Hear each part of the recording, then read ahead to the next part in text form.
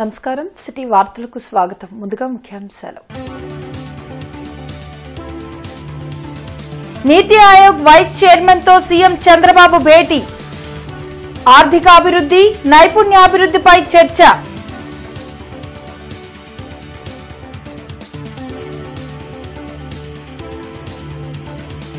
అట్టహాసంగా ఆలపాటి నామినేషన్.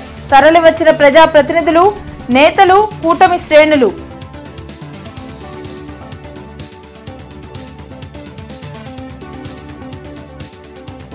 జగన్ వ్యాఖ్యలపై మండిపడ్డ టీడీపీ ప్రజాప్రతినిధులు. అసత్యాలు మానుకోకుంటే తగిన బుద్ధి చెబుతామని హెచ్చరికలు.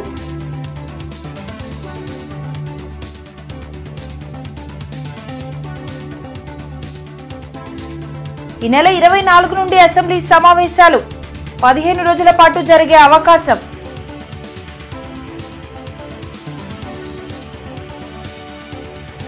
నీతి ఆయోగ్ మద్దతు ఉంటే ఆంధ్రప్రదేశ్ మరింత ముందుకు వెళ్తుందని, వికసిత్ భారత్ 2047 సాధనలో మోడల్ స్టేట్ గా ఏపీ ఉంటుందని సీఎం చంద్రబాబు ఆశాభావం వ్యక్తం చేశారు.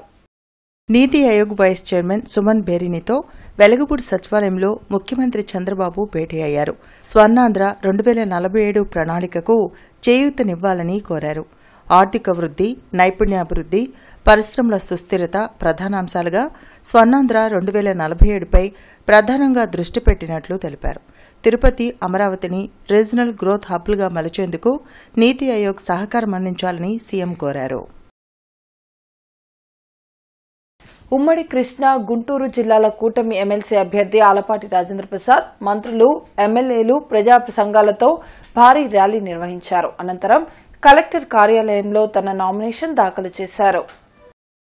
కూటమి ప్రభుత్వం అధికారంలోకి వచ్చాక జరిగే మొదటి పట్టభద్రుల ఎన్నికలను ప్రభుత్వం ప్రతిష్టాత్మకంగా తీసుకుని నిర్వహిస్తున్నారు.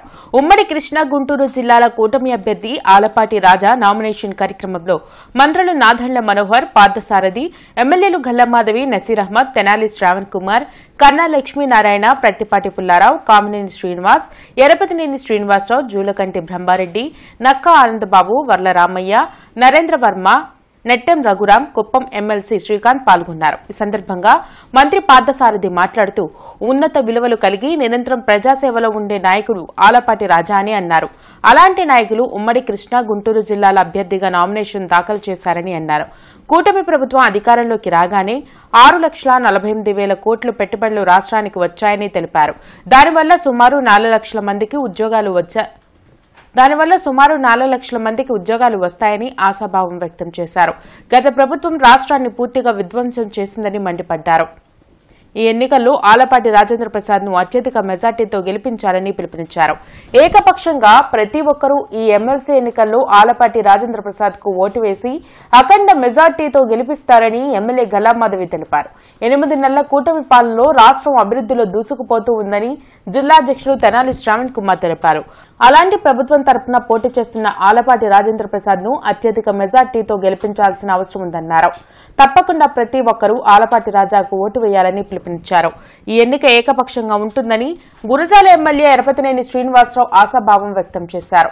చంద్రబాబు నాయకత్వంలో ఈ రాష్ట్రం ముందుకు వెళ్తుందని అన్నారు. ఈ కార్యక్రమంలో మాజీ ఎమ్మెల్యే కొమ్మాలపాటి శ్రీధర్, పోరంబైన శ్రీనివాస్ యాదవ్, గాదె వెంకటేశ్వరరావు, ఏపీ ఐడీసీ చైర్మన్ డేగల ప్రభాకర్, లిడ్ క్యాప్ చైర్మన్ పిల్లి మాణిక్యారావు, ప్రజా సంఘాల నేతలు పాల్గొన్నారు.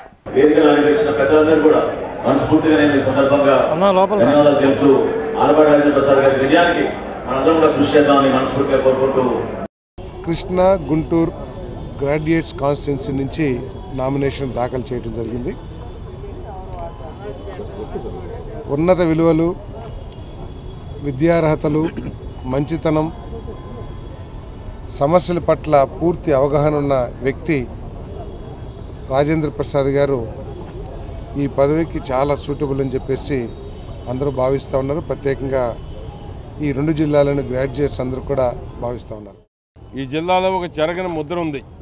99లో మంత్రిగా ఉన్నప్పుడు కానీ, ఇప్పటి వరకు అనేక సార్లు పోటీ చేయటంలో కానీ, నిన్న 24లో సీటు లేకపోయినా జనసేనకు సీటు ఇచ్చినా గెలిపించుకొని వచ్చి 19-24 మధ్య కూడా తెలుగుదేశం పార్టీ అధికారంలో లేనప్పుడు పార్టీ కోసం అహర్నిశలు కష్టపడినటువంటి హిస్టరీ ఉన్న రాజేంద్ర ప్రసాద్ని ఈరోజు కృష్ణా గుంటూరు గ్రాడ్యుయేట్స్ అభ్యర్థిగా నిలబెట్టడాన్ని ఈరోజు కూటమి గెలుపు అనేటువంటిది నల్లేరు మీద నడక రాజేంద్ర ప్రసాద్ గారిది. జనసేన బీజేపీ నాయకులు అందరూ కూడా కలిసి వచ్చి ఉమ్మడిగా ఆలపాటి రాజేంద్ర గారి అభ్యర్థిత్వం కోసం కష్టపడి పనిచేయడానికి సిద్ధంగా ఉన్నారు.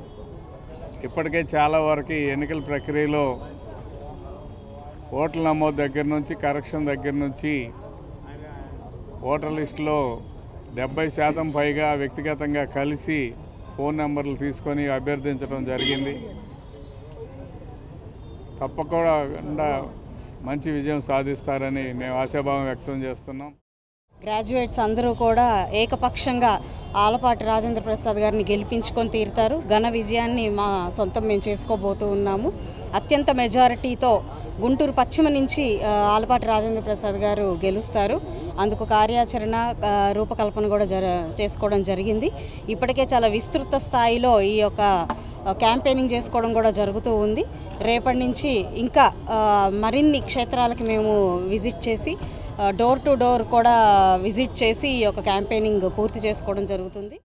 మొన్న జరిగిన అసెంబ్లీ పార్లమెంట్ ఎన్నికల్లో ఎన్డీఏ కూటమి ఏ విధంగానైతే రాష్ట్రంలో ఏకపక్షంగా విజయం సాధించిందో అదేవిధంగా ఇప్పుడు కూడా గ్రాడ్యుయేట్స్ అందరూ కూడా ఎన్డీఏ కూటమి అభ్యర్థి ఆలపాటి రాజేంద్ర ప్రసాద్ గారికి ఏకపక్షంగా మద్దతు పలుకుతారని చెప్పి ఆశిస్తున్నాం. ఈ రాష్ట్రం అభివృద్ధిలో ముందుకెళ్ళడానికి ఈరోజు యువత మద్దతు చాలా అవసరం. సో ఈ ఎన్నిక ఏకపక్షం కావడానికి కూడా ఎక్కువగా అవకాశాలు ఉన్నాయి కాబట్టి తప్పకుండా ఆంధ్రప్రదేశ్ ప్రజానీకం మా ప్రభుత్వంపై ఉంచిన నమ్మకాన్ని మేము నిలబెట్టుకుంటూ ఉమ్మడి కృష్ణా గుంటూరు జిల్లాల కూటమి ఎమ్మెల్సీ అభ్యర్థి ఆలపాటి రాజేంద్ర ప్రసాద్ కలెక్టర్ కార్యాలయంలో ఎన్నికల అధికారి వద్ద నామినేషన్ దాఖలు చేశారు. కలెక్టర్ కార్యాలయంలో జరిగిన నామినేషన్ ప్రక్రియలో పాల్గొన్న అనంతరం కూటమి నేతలు మీడియాతో మాట్లాడారు. కూటమి ప్రభుత్వం ఏర్పడ్డాక నిరుద్యోగులు పట్టభద్రులకు మెగా టీఎస్సీ రాబోతుందని తూర్పు ఎమ్మెల్యే నసీర్ అహ్మద్ తెలిపారు. చంద్రబాబు నాయుడు పాలన చూసి ప్రతి ఒక్కరూ ఎమ్మెల్సీగా ఆలపాటి రాజేంద్ర ప్రసాద్ను గెలిపించేందుకు సిద్ధంగా ఉన్నారని వెల్లడించారు. జగన్మోహన్ రెడ్డి 2.0 అంటూ రాష్ట్ర ప్రజలను మోసం చేస్తున్నారని విమర్శలు చేశారు. వేలాది మంది ఎన్డీఏ కార్యకర్తల సమూహంతో కలిసి ఆలపాటి రాజా నామినేషన్ వేశామని వినుకొండ ఎమ్మెల్యే జీవి ఆంజనేయులు తెలిపారు. ప్రజలంతా పనిచేసే ప్రభుత్వం వైపు ఉన్నారని గుర్తు చేశారు. అందరూ కలిసి ఆలపాటి రాజేంద్ర ప్రసాద్ను భారీ మెజారిటీతో గెలిపిస్తామని ధీమా వ్యక్తం చేశారు. నామినేషన్లోనే ఆలపాటి రాజేంద్ర ప్రసాద్ గెలుపు కనిపించిందని వేమూరు ఎమ్మెల్యే నక్కా ఆనందబాబు తెలిపారు. 8 నెలల కూటమి ప్రభుత్వం పనితీరు ఆలపాటి రాజేంద్ర ప్రసాద్ గెలుపులో కనిపిస్తుందని అన్నారు. ఈ నామినేషన్ ప్రక్రియలో పాల్గొన్న మంత్రులకు, ఎమ్మెల్యేలకు, ఎమ్మెల్సీలకు, ప్రజా సంఘాలకు, కూటమి నాయకులకు ఆలపాటి రాజేంద్ర ప్రసాద్ ధన్యవాదాలు తెలిపారు. నిరంతరం శ్రమించి ఈ ప్రభుత్వం తరపున పోటీ చేస్తున్న తనకు ఓట్లు వేసి అఖండ మెజారిటీతో గెలిపించాలని ఆలపాటి రాజా విజ్ఞప్తి చేశారు. నాకు మద్దతిచ్చిన ప్రతి ఒక్కరికి నేను ముందుండి పనిచేస్తానని హామీ ఇచ్చారు. ఈ కార్యక్రమంలో ఎమ్మెల్యేలు అరవింద్ బాబు, భాష్యం ప్రవీణ్, పార్టీ రాష్ట్ర అధ్యక్షులు పల్లా శ్రీనివాసరావు, చిట్టిబాబు, న్యాయవాదుల సంఘం నేతలు పాల్గొన్నారు. ఈ రాష్ట్రంలో మెగా డిఎస్సి కావచ్చు, గ్రాడ్యుయేట్స్కి సంబంధించి భవిష్యత్తులో ఉద్యోగాల విషయంలో కావచ్చు, అలాగే ప్రైవేట్ ఇన్వెస్టర్స్ని తీసుకొచ్చి జాబ్ క్రియేషన్లో కావచ్చు, ఈరోజు ఎన్డీఏ ప్రభుత్వం ముందుకు దూసుకువెళ్తుంది. అలాగే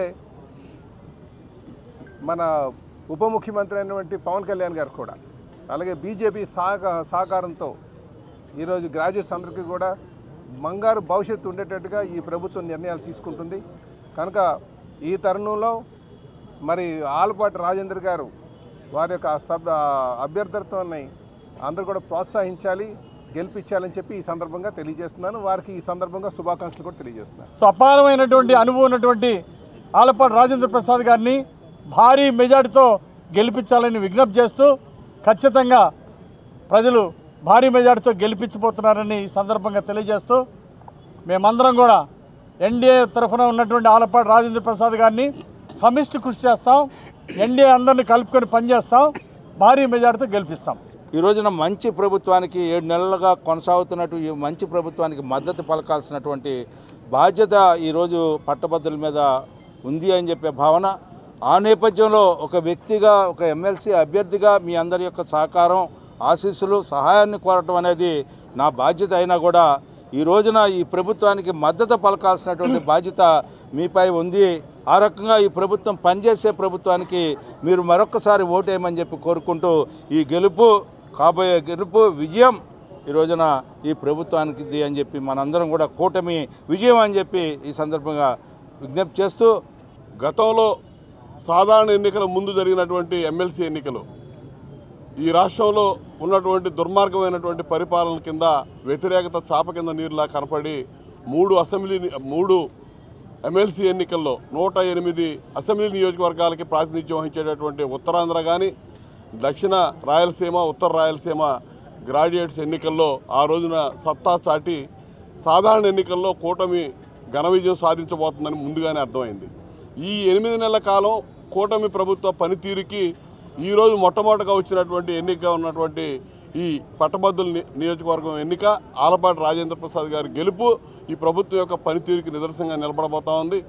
ఏదైతే ఎన్నికల వాగ్దానాలు ఉన్నాయో రాబోయేటువంటి 5 సంవత్సరాల్లో 20 లక్షల ఉద్యోగాల కల్పన కోసం అహర్నిశలు ముఖ్యమంత్రి గారు పనిచేస్తున్నటువంటి పరిస్థితులు ఈరోజు రాష్ట్రంలో ఉన్నటువంటి ప్రతి ఒక్క పట్టాభద్రుడు కూడా ఈ రాష్ట్రంలో అభివృద్ధి పదంలో ముందుకు సాగాలంటే తప్పకుండా కూటమి ప్రభుత్వం ముందుకు రావాలి అనే ఆలోచన ప్రజల్లో ఉంది. ఫిబ్రవరి 24 నుండి ఏపీ అసెంబ్లీ సమావేశాలు నిర్వహించనున్నారు. 24న ఉదయం ఉభయ సభలను ఉద్దేశించి గవర్నర్ ప్రసంగించనున్నారు. 28న 2025-26 ఆర్థిక ఏడాదికి బడ్జెట్ను ప్రవేశపెట్టే అవకాశం ఉంది. 15 రోజుల పాటు అసెంబ్లీ సమావేశాలు నిర్వహించాలనే ఆలోచనలో ప్రభుత్వం ఉంది. ఇప్పటికైనా జగన్ తీరు మారకుంటే ప్రజలు ఆయన్ను రాష్ట్రం నుండి బయటకు గెంటుతారని మంత్రి గుమ్మడి సంధ్యారాణి అన్నారు. మంగళగిరిలోని టీడీపీ కేంద్ర కార్యాలయంలో ఆమె మీడియాతో మాట్లాడారు. ఆత్మలతో మాట్లాడే జగన్ మానసిక పరిస్థితి అందరికీ తెలుసని వ్యాఖ్యానించారు. వైద్య ఖర్చుల కోసం అవసరమైతే సీఎం రిలీఫ్ ఫండ్ నుంచి సాయం అందించేందుకు తాను సిద్ధంగా ఉన్నట్లు చెప్పారు. అసెంబ్లీకి వెళ్లమని ప్రజలు అవకాశం కల్పిస్తే నేను అసెంబ్లీకి ఎందుకు వెళ్లాలని జగన్ మాట్లాడడం సిగ్గుచేటని మంత్రి సంధ్యారాణి అన్నారు. అభివృద్ధి సంక్షేమాన్ని 2 కళ్ళు ముందుకు తీసుకెళ్తున్న పరిపాలనా దక్షుడిగా పేరు పొందిన శ్రీ గౌరవ ముఖ్యమంత్రి వర్యులు నారా చంద్రబాబు నాయుడు గారిని విమర్శిస్తున్నాను అని కూడా ఒంటి మీద తెలివి లేకుండా మతి భ్రమించి మాట్లాడుతున్న ఒక మనిషి, మానసికంగా పూర్తిగా జబ్బు పడిపోయిన మనిషి గురించి మాట్లాడాలంటే నాకు జాలేస్తుంది. యాక్చువల్గా అసలు ఏమని మాట్లాడాలి అర్థం అవడం లేదు. ఎందుకనంటే ఆ పాపం ఆ మందులు పనిచేయడం లేదేమో నాకు చిన్న అనుమానం కూడా ఉంది. లండన్లో తెచ్చుకున్న మందులు పనిచేయడం లేదు. పోను సరే ఇంక వేరే హాస్పిటల్కి వెళ్ళాలంటే డబ్బులు లేవేమో, కానీ నేను ఒక పని అయితే చేయగలుగుతాను. ఆయన కోసం రికమెండ్ చేసి సీఎం రిలీఫ్ ఫండ్ నుంచి కొంత డబ్బులు ఇప్పించే ఏర్పాటు చేస్తాను. కొంచెం మంచి డాక్టర్ దగ్గర చూపించుకుంటే బాగుంటుందని నేను అనుకుంటున్నాను. ఎందుకంటే పాపం వయసు కూడా చిన్నది అంటున్నాడు కదా, ఈ వయసులో పాపం పూర్తిగా మైండ్ పోయింది. వైఎస్ఆర్ కాంగ్రెస్ పార్టీలోకి మాజీ మంత్రి సాకి శైలజానాథ్ చేరారు. వైసీపీ అధ్యక్షులు వైఎస్ జగన్ ఆయనకు పార్టీ కండువా కప్పి ఆహ్వానించారు. శైలజానాథ్తో పాటు పలువురు కాంగ్రెస్ నాయకులు వైసీపీలో జాయిన్ అయ్యారు. ఎంపీ మిథున్ రెడ్డి ఇతర నాయకులు కార్యక్రమంలో పాల్గొన్నారు.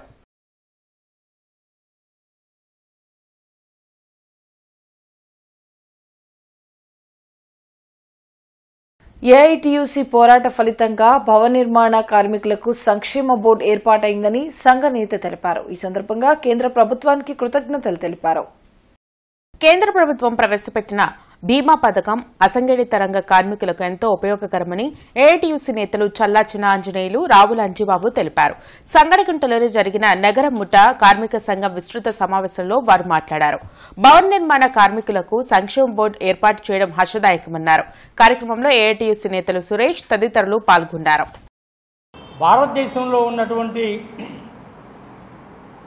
అసంఘటిత రంగంలో ఉన్నటువంటి భవన నిర్మాణ కార్మికులు, హమాలీలు, రిక్షా కార్మికులు, ఆటో కార్మికులు, అంగన్వాడీలు ఇట్లాంటి స్కీముల్లో ఉన్నటువంటి కోట్లాది మంది అసంఘటిత కార్మికుల కోసం కేంద్ర ప్రభుత్వం ఈ పథకాన్ని ప్రవేశపెట్టింది. ఈ కార్మికుడు ఒక్క రూపాయి కూడా కట్టకుండా ఆధార్ కార్డు బ్యాంకు కార్డుతో ఉన్నటువంటి ఏ కార్మికుడికైనా ప్రమాదం జరిగి మరణిస్తే ఆ కుటుంబానికి 2 లక్షల రూపాయలు ప్రభుత్వం ఇస్తుంది. అలాగే గాయపడితే 1 లక్ష రూపాయలు ఇచ్చేటువంటి ఈ స్కీము కార్మికులకి, అసంఘటిత కార్మికులకు ముఖ్యంగా ఉపయోగపడుతుంది. కార్మికులకు అనేక హక్కులు సాధించుకోవటం జరిగింది. అందులో భాగంగా భవన నిర్మాణ కార్మికులకు సంబంధించి సంక్షేమ బోర్డును సాధించుకోవటం, దాని నుంచి అనేక ప్రయోజనాలు కార్మిక వర్గం పొందటం జరిగింది. దానిలో భాగంగా గత 7 సంవత్సరాల నుంచి ఆ సంక్షేమ బోర్డుని నిర్వీర్యం చేసిన ప్రభుత్వం ఇప్పుడు కేంద్ర ప్రభుత్వం కొత్త స్కీముని ఈ శ్రమ పేరుతో ప్రవేశపెట్టడం జరిగింది. ఈ శ్రమ స్కీమ్లో భాగంగా ఈరోజు గుంటూరు నగరంలోని ఐరన్ విభాగం సమావేశంలో ఈ స్కీమ్ గురించి వివరించడం జరిగింది. దీనికి లేబర్ కమిషనర్ గారు అలాగే ఏఐటియుసి నగర ముఠా కార్మిక సంఘం ఆధ్వర్యంలో జరిగింది. సమ్మర్ యాక్షన్ ప్లాన్ పై కమిషనర్ పోలీస్ శ్రీనివాసులు ఇంజనీరింగ్ అధికారులతో సమావేశం నిర్వహించారు. ఈ సందర్భంగా కమిషనర్ మాట్లాడుతూ వార్డు సచివాలయాల వారీగా నివాసాలు, కమర్షియల్ సంస్థలు, బావులు, బోర్లు ప్రస్తుతం ఇస్తున్న సరఫరా, వేసవిని దృష్టిలో పెట్టుకుని ఇవ్వాల్సిన సరఫరా వంటి వివరాలతో సోమవారం నాటికి ఏఈల వారీగా సమగ్ర నివేదిక అందించాలని, నివేదిక మేరకు క్షేత్రస్థాయి పరిశీలన చేసి నగరంలో వేసవిలో త్రాగునీటి ఎద్దడి లేకుండా సమగ్ర యాక్షన్ ప్లాన్ సిద్దం చేయాలన్నారు. క్షేత్రస్థాయిలో ప్రతి ఇంటికి త్రాగునీటి సరఫరా 100% జరిగేలా చూడాల్సిన బాధ్యత ఏఈలదేనని, ఎక్కడైనా ఫిర్యాదులు వస్తే కఠిన చర్యలు తీసుకుంటామని స్పష్టం చేశారు. గోరంట్లలోని శ్రీ షిరిడి సాయి ధ్యాన మందిరం 22వ వార్షికోత్సవం సందర్భంగా భాష్యం రామకృష్ణ, నూకవరపు బాలాజీ, కందుల సుబ్బారావు ముఖ్య అతిథులుగా పాల్గొని పూజా కార్యక్రమాలు నిర్వహించారు. ఈ సందర్భంగా రామకృష్ణ మాట్లాడుతూ ఈ సంస్థ సేవా కార్యక్రమాల్లో మమ్మల్ని భాగస్వాములుగా చేయడం ఎంతో ఆనందంగా ఉందని, రానున్న రోజుల్లో శ్రీ షిరిడి సాయి సేవా సంస్థ మరింత అభివృద్ది చెందాలని ఆకాంక్షించారు. కందుల సుబ్బారావు మాట్లాడుతూ షిరిడి సాయి సేవా సంస్థ వారి సేవా కార్యక్రమాల్లో పాల్గొనగలిగినందుకు నేనెంతో అదృష్టవంతుడని, ఈ సంస్థ సేవా కార్యక్రమాలు భవిష్యత్తులో ఎంతగానో అభివృద్ది చెందాలని అన్నారు.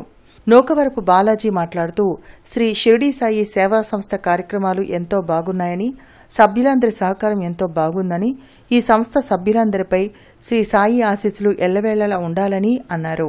అనంతరం అన్నప్రసాద వితరణ కార్యక్రమం ఘనంగా జరిగింది.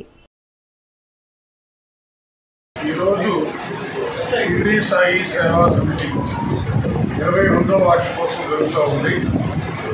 ఈ సాయిబాబా గుడి, సరస్వతి దేవి ఆలయం ఈ రెండు నిర్మించి 22 సంవత్సరాలైన సందర్భంగా 22వ వార్షికోత్సవం జరుగుతుంది. ప్రతి వార్షికోత్సవం రోజు అనాథాశ్రమంలో వృద్ధులు, దాంట్లో మన చిన్నపిల్లలు వీళ్ళందరికీ సర్వీస్ చేసే సంస్థ ఆపదానికే కాకుండా ఈ ఫీవర్ హాస్పిటల్, ఐడి హాస్పిటల్ దగ్గర వచ్చి ప్రతి సంవత్సరం ఇక్కడ ఉన్న రోగులకి ఫ్రూట్స్, దుప్పట్లు, బట్టలు ఇవన్నీ అందించడం జరుగుతూ ఉంటుంది. మరి ఈరోజు ఈ కార్యక్రమం విశ్వనాథన్ గారి ఆధ్వర్యంలో జరుగుతూ ఉంది. ఈ ముఖ్య అతిథిగా కందుల సుబ్బారావు గారు కూడా వచ్చి ఉన్నారు. మరి దీంట్లో పార్టిసిపేట్ చేసే అవకాశం మాకు కల్పించినందుకు సేవా సమితి వారికి మరి ఒకసారి ధన్యవాదాలు తెలియజేసుకుంటూ, అధికారంలోకి రావటానికి వచ్చాక కూడా వైఎస్సార్ కాంగ్రెస్ పార్టీపైన బురద చల్లటమే కూటమి నాయకులు పనిగా పెట్టుకున్నారని జిల్లా అధ్యక్షులు అంబటి రాంబాబు మండిపడ్డారు. సిద్ధార్థ నగర్లోని ఆయన క్యాంప్ కార్యాలయంలో మాజీ మంత్రి అంబటి రాంబాబు మీడియాతో మాట్లాడారు. 2.75 లక్షల కోట్లు బటన్ నొక్కి వైఎస్ జగన్ నేరుగా లబ్దిదారుల ఖాతాల్లో జమ చేశారని గుర్తు చేశారు. దానిని చంద్రబాబు అవహేళన చేశారని చెప్పారు. 40 ఏళ్ల అనుభవం కలిగిన చంద్రబాబు అనేక అసత్యాలు, అమలు కాని అసాధ్యమైన హామీలని ఇచ్చి ప్రజలను మోసం చేశారని విమర్శలు చేశారు. జగన్మోహన్ రెడ్డి ఆధారాలతో సహా మీడియా సమావేశంలో ప్రజలకు రాష్ట్ర పరిస్థితిని వివరించారని తెలిపారు. జగన్మోహన్ రెడ్డి గారు వివరంగా, సుదీర్ఘంగా మీరు చేసేటటువంటి తప్పుడు ప్రచారాలని, మీరు బుకాయించే బుకాయింపులని వివరంగా జగన్మోహన్ రెడ్డి గారు నిన్న సుదీర్ఘంగా చెబితే ఒక్కడ సమాధానం చెప్పడు. ఊరిని చలరమరలుగా మాట్లాడే ప్రయత్నం. ఆయన మంత్రులు, నాయకులు కారు కూతలు గుయ్యటం, పిచ్చి పిచ్చిగా మాట్లాడటం, ఈ ప్రయత్నాలు చేస్తున్నారు తప్ప వాస్తవాలు చెప్పేటటువంటి ప్రయత్నం చేయటం వల్ల, జగన్మోహన్ రెడ్డి గారు అడిగినటువంటి ప్రశ్నలకు సమాధానం చెప్పడం వల్ల. అల్లూరి సీతారామరాజు కాలనీలో జస్టిస్ ఫర్ ఆర్టీఐ ఆధ్వర్యంలో ఉచిత మెగా మెడికల్ క్యాంప్ నిర్వహించారు. ఈ కార్యక్రమంలో వందలాది మంది ప్రజానీకం పాల్గొన్నారు. షుగర్, బీపీ మరియు ఇతర వ్యాధులకు సంబంధించిన మందులను పంపిణీ చేశారు. ఈ శిబిరంలో పాల్గొన్న జస్టిస్ ఫర్ ఆర్టీఐ రాష్ట్ర అధ్యక్షులు సురేష్ బాబు మాట్లాడుతూ భవిష్యత్తులో అనేక సేవా కార్యక్రమాలు జరుపుతామని తెలిపారు. అదేవిధంగా రాష్ట్ర జనరల్ సెక్రటరీ ఎడ్విన్ మాట్లాడుతూ గ్రామంలో 4 సార్లు justice for RTI mega medical camp పెట్టామని, అనేక మంది ప్రజలు పాల్గొని మందులు తీసుకోవడం జరిగిందని తెలిపారు. ఈ కార్యక్రమంలో డాక్టర్ సచిన్ గోపి, పాస్టర్ జేస్దాస్ మరియు డాక్టర్ ప్రతిమ తదితరులు పాల్గొన్నారు. ఈ మెగా మెడికల్ క్యాంప్కి అనేక మంది వచ్చి చూయించుకోవడం కూడా జరిగింది. ఇలాంటి మెగా మెడికల్ క్యాంపులు చాలా పెట్టాలని కూడా కోరుకుంటున్నాము. అయితే ఏంటంటే విషయం, ఈరోజు మాకు సహకరించినటువంటి శ్రీ సత్యసాయి హాస్పిటల్స్ డాక్టర్ గారు బి శ్రీనివాసు నాయుడు గారు, అదేవిధంగా లక్ష్మీ ప్రసన్న మేడం మాకు ఈరోజు సహకరించి వారు డాక్టర్స్ పంపించారు. డిఎంహెచ్ఓ గారు ప్రోద్బలంతో మేము ఈ క్యాంప్ పెట్టడం జరిగింది. డాక్టర్ ప్రతిమ గారు కూడా పెద్దపల్లి నుంచి వారు కూడా మాకు స్టాఫ్ని పంపించడం జరిగింది. ఇలాంటి కార్యక్రమాలు భవిష్యత్తులో ఎన్నో చేయాలని కోరుకుంటున్నాము. తూర్పు నియోజకవర్గంలోని 7వ డివిజన్ అభివృద్ధిలో భాగంగా A to Z సందులో డిప్యూటీ మేయర్ సజీలా నూతనంగా drainage pipeline, water pipeline, CC road పనులను పరిశీలించారు. కార్యక్రమంలో ex standing committee chairman Shaukat, Baji, Ravi Chaudhary తదితరులు పాల్గొన్నారు.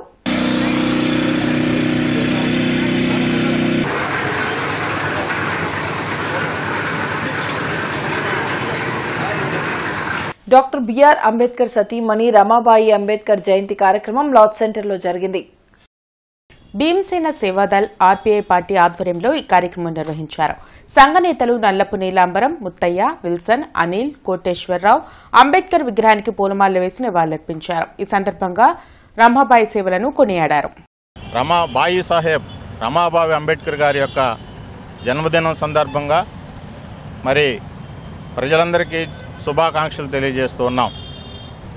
భారతదేశంలో అస్పృశ్యతకు, అంటరానితనానికి, వెలివేతలకు గురైనటువంటి ప్రజల కొరకు డాక్టర్ బిఆర్ అంబేద్కర్ గారు మహోన్నతమైన పోరాటం జరుపుతున్నప్పుడు ఆమె ఇల్లాలిగా కుటుంబాన్ని నిర్వహిస్తూ మరి తన వంతుగా కుటుంబాన్ని చక్కదిద్దే క్రమంలో అనేక కష్టాలు పడినట్లుగా మరి మనం చూస్తూ ఉన్నాం.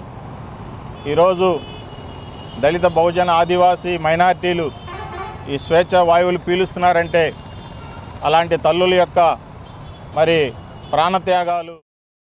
రమాబాయి గారు మరి ఆమె జన్మించి డాక్టర్ బాబాసాహెబ్ అంబేద్కర్ని పెళ్లి చేసుకున్న కాడి నుండి కూడా సమాజానికి ఒక మంచి డాక్టర్ బాబాసాహెబ్ అంబేద్కరు భారత రాజ్యాంగం పేద ప్రజల కోసం పోరాడుతున్నాడని చెప్పి ఆ తల్లి కుటుంబాన్ని బాగు చేసుకుంటూ ఆ బిడ్డలను కాపాడుకుంటూ అనేకమైన కష్టాలు పడి కుటుంబం కోసం కాదు, నా భర్త ఉంది, ఈ భారతదేశంలో ఉండ అంటరాని ప్రజల కోసం అని చెప్పి ఆమె ఎన్నో కష్టాలు పడినా కానీ వాళ్ళ భర్తకి చెప్పకుండా అనేకమైన బాధలు పడిన మహాతల్లి రమాబాయి గారు. బ్రాడీపేట శ్రీ వెంకటేశ్వర బాలకుటీర్ 60వ వార్షికోత్సవాన్ని విజ్ఞాన మందిరంలో నిర్వహించారు. విద్యార్థులకు క్రమశిక్షణతో కూడిన విద్యను అందించినప్పుడే వారు ఉత్తమ పౌరులుగా ఎదుగుతారని, సమాజాభివృద్ధికి తోడ్పడతారని ముఖ్య అతిథిగా పాల్గొన్న Acharya Nagarjuna university incharge rector professor Ratnasheelamani తెలిపారు. విద్యార్థుల అభివృద్ధికి గురువులు, తల్లిదండ్రులు ఇద్దరు కృషి చేసినప్పుడే ఉత్తమ పౌరులుగా ఎదుగుతారని ఆమె ఆకాంక్షించారు. డిప్యూటీ ట్రాన్స్పోర్ట్ కమిషన్ సీతారామరెడ్డి మాట్లాడుతూ విద్యార్థి దశ నుంచే యువత ట్రాఫిక్ రూల్స్ పాటించాలని, అప్పుడే యాక్సిడెంట్స్ ను నిర్మూలించగలుగుతామన్నారు.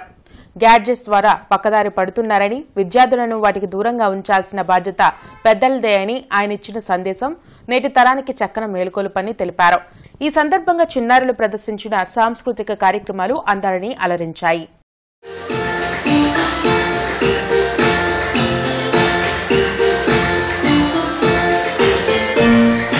We should thank all the people who help us all the time. We should thank everyone who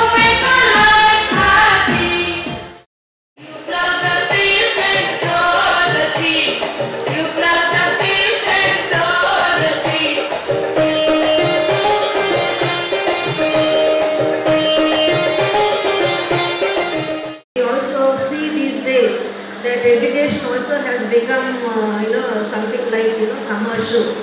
But we have heard, and we've also just now heard in the report how different the education, the methods of teaching and so on, which have been adopted in this organization, and it is very laudable that there is a school with giving free education to rural children.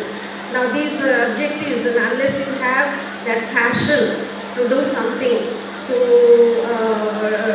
bring out some good, and also unless you believe that education is very important. సుమారుగా 1,83,000 మంది చనిపోతున్నారు road ప్రమాదాల్లో. మనం ఎవరైనా ఊహించగలమా? మనం ఒక తుఫాన్ వచ్చి, ఒక పెద్ద తుఫాన్ వచ్చింది, లేదు న్యాచురల్ కెలామిటీ వచ్చింది, లేదు సునామీ వచ్చింది, ఎందుకంటే ఈ తరంలో మనం సునామీ విన్నాం, మన ముందు వాళ్ళు అది వినలేదు. అట్లా న్యాచురల్ కెలామిటీస్ వస్తే కూడా కొద్ది మంది 100 మంది 200 మంది చనిపోతే దానికి మనం ఇస్తున్న అటెన్షను, ప్రభుత్వాలు ఇస్తున్న అటెన్షను చాలా ఎక్కువ. కానీ 1,83,000 మంది ప్రతి సంవత్సరం చనిపోతున్నారు. 4,50,000 మంది క్షతగాత్రులు అవుతున్నారు. అంటే వాళ్ళకు కాలు పోతుంది, చెయ్యి పోతుంది, లేకపోతే ఇంకేం పోతుంది.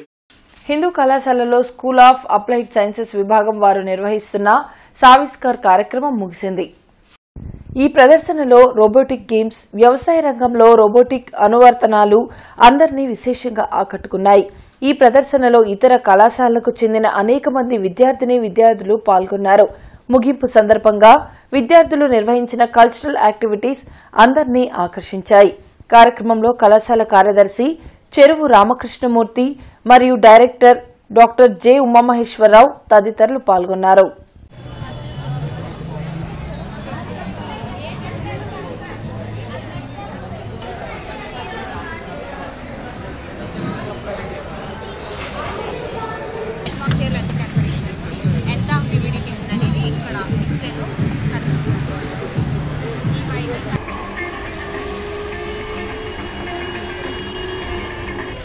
ఈ కార్యక్రమంలో హిందూ కళాశాల విద్యార్థులతో పాటుగా ఇతర కళాశాలలకు చెందినటువంటి విద్యార్థులు కూడా పాల్గొన్నారు.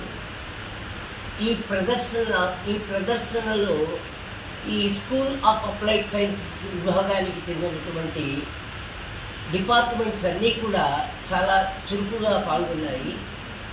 ముఖ్యంగా మల్టీమీడియాకు చెందినటువంటి ఆర్ట్ గ్యాలరీ, అదేవిధంగా అగ్రికల్చర్ వాళ్ళు నిర్వహించినటువంటి రోబోటిక్స్ అనువర్తనాలు వ్యవసాయంలో, అదేవిధంగానేమో ఈ కంప్యూటర్ సైన్సెస్ వాళ్ళు నిర్వహించినటువంటి రోబోటిక్ గేమ్స్ విద్యార్థులని విశేషంగా ఆకర్షించాయి.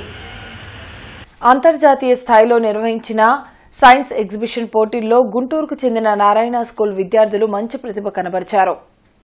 స్పేస్లో మానవుల జీవన విధానం, ఆహార ఉత్పత్తులు, వ్యవసాయం, పంటల సాగు వంటి అంశాలపై విద్యార్థులు ప్రదర్శన నిర్వహించారు. ఆన్లైన్ ద్వారా ప్రదర్శనను తిలకించిన నాసా శాస్త్రవేత్తలు విద్యార్థులను అభినందించారు. ఈ మేరకు నాసా నుండి అవార్డుకి ఎంపిక చేశారు. నాసా నుండి అవార్డు అందుకున్న విద్యార్థులను నారాయణ స్కూల్ ఏజీఎంలు జానకిరామ్ రెడ్డి, వెంకటేశ్వరరావు, విజయబాబు, ప్రిన్సిపాల్ లవీనారెడ్డి అభినందించారు. స్పేస్లో మానవుని జీవన విధానం, మానవులు జీవిస్తే వారికి అవసరమైన ఆహార ఉత్పత్తులు, అందుకు తగిన విధంగా వ్యవసాయం చేసే విధానంపై ఆన్లైన్ ద్వారా ప్రయోగం చేయడం జరిగిందని తెలిపారు. తమ విద్యార్థుల ప్రతిభను గుర్తించి నాసా అవార్డు ప్రదానం చేయడం గర్వంగా ఉందని చెప్పారు. అందులో భాగంగా నాసా వాళ్ళు ప్రతి సంవత్సరము కొన్ని ప్రాజెక్టులని తయారు చేయవలసిందిగా అందరికీ చెప్తారు. మేము గత 3 సంవత్సరాలుగా కొన్ని ప్రాజెక్ట్స్ చేసి పంపిస్తూ ఉన్నాము. ప్రతి సంవత్సరం నారాయణ విద్యా సంస్థలు ప్రాజెక్టులు మేము అందుకుంటూ ఉన్నాము. అందులో భాగంగా ఈ సంవత్సరం కూడా మేము బయాలజీ విభాగంలో 2 ప్రాజెక్టులు పంపించాము. ఆ 2 ప్రాజెక్టులు కూడా మేము సొంతం చేసుకోవటం మాకు చాలా ఆనందంగా ఉంది. మా నారాయణ విద్యా సంస్థలు పంపించిన ప్రాజెక్టులు అన్నింటిలో 60% ప్రాజెక్ట్స్ నారాయణనే సొంతం చేసుకుంది. గుంటూరులోని మా విద్యా సంస్థల్లో మా సంస్థలో మేము పంపించిన 2 ప్రాజెక్టులను కూడా సంపాదించాము. సో ఈ 2 విభాగాలు, ఈ 2 ప్రాజెక్ట్స్లో మా పిల్లలు ఒక ప్రైజ్ సంపాదించడం అనేది పిల్లలకే కాకుండా సంస్థకి గర్వకారణంగా ఫీల్ అవుతున్నాం. ఎందుకు దీన్ని గర్వంగా ఫీల్ అవుతున్నాం అంటే 11 దేశాల నుంచి పిల్లలు around 9,000 students they presented their projects. ఆ 9,000 పిల్లల్లో నుంచి మా బ్రాంచ్ నుంచి, మా ఎస్విఎన్సి బ్రాంచ్ నుంచి, నారాయణ ఎస్విఎన్సి బ్రాంచ్ నుంచి 10 మంది స్టూడెంట్స్, 9,000 మంది స్టూడెంట్స్ పార్టిసిపేట్ చేసిన కాంపిటీషన్లో 10 మంది మా స్టూడెంట్స్ నిలబడటం అనేది. అరండల్పేట శ్రీ గంగా మీనాక్షి సోమసుందర స్వామి దేవాలయం 124వ వార్షిక బ్రహ్మోత్సవాలు వైభవంగా కొనసాగుతున్నాయి. ఇందులో భాగంగా శుక్రవారం గణపతి హోమం, ఉపాలయ మూర్తులకు అభిషేకాలు, మండప పూజలు నిర్వహించారు. భక్తులు విశేషంగా పాల్గొని స్వామివారిని దర్శించుకున్నారు.